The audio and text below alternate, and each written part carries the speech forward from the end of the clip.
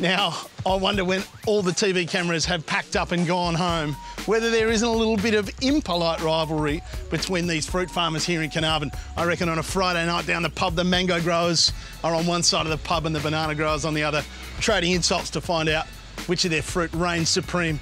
Now, I'm going to introduce you to a great mate of mine who's got both feet firmly planted in one camp. Chris Collins is a former school teacher turned farmer that grows a range of deliciousness here on his 50-hectare property.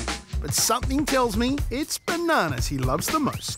Chris, is that a banana in your pocket, mate? Of course it is, Scotty. We're in a banana plantation, you know. I'm also pretty happy to see you.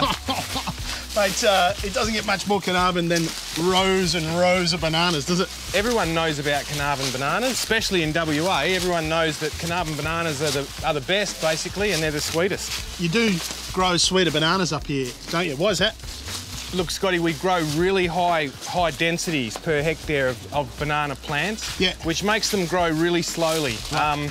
We've got to plant them that close together because in summer it's really hot and really dry. Right. So they need to make their own little microclimate. So yeah, that blows out their cycle time and more starch is converted to sugar. Oh, you know, that really is just sweet as anything. Yeah, they're beautiful. So what is the Sweeter Banana Cooperative? So the Sweeter Banana Cooperative, Scotty, is a group of 20-odd farming families in Carnarvon here. We weren't getting any money for our bananas because we couldn't simply compete with the size and of Queensland bananas. The cooperative has kept the industry going. They really are sweeter, but you were saying before, each one of these trees only gets one bunch a season, is that right? Yeah, it's sort of like a family because this bunch, when it's harvested, we'll cut the mother down. This is the mother tree.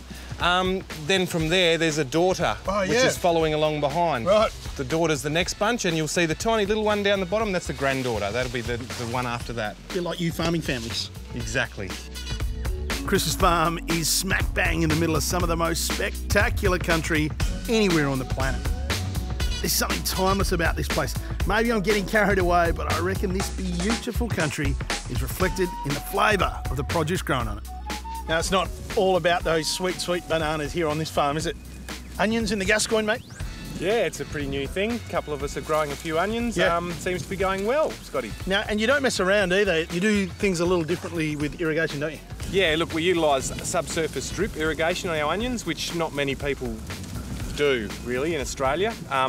We do that because water's a precious commodity and we use a lot less of it growing them that way. Now, it looks pretty ratty in the field, but this is good, right? This is what it's supposed to look like, yeah? Yeah, these are dried out and cured. Yeah. They're ready to harvest. I've got a beautiful little glisten here on the top here. Hey, have a try that, mate. Actually, it's got a real sweetness to it, hasn't it? Mm. Oh, that's delicious. Oh, look at the size of that blade, mate. You're not messing about, are you? Oh, it's perfect, isn't it? You're going to cut me a little wedge out. Here we go, try that. Look at that bad boy. You know, I have a look at these colours and coming out of that little red onion field. Just reminds me of that red onion and watermelon salad my mum used to make at Christmas Day. Oh, man, that is so good.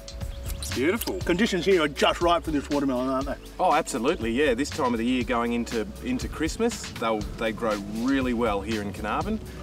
There's just the right temperature and plenty of sunlight. Absolutely delicious, and no seeds, of course.